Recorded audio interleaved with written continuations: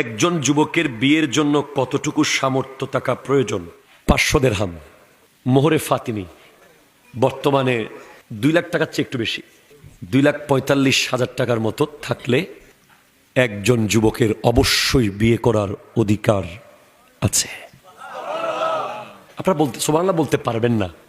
কেন পারবেন না জানেন? মানে আপনারা বিয়েকে চিংড়ি মাছের জন্য ভেঙে দিই আমরা বিয়ে,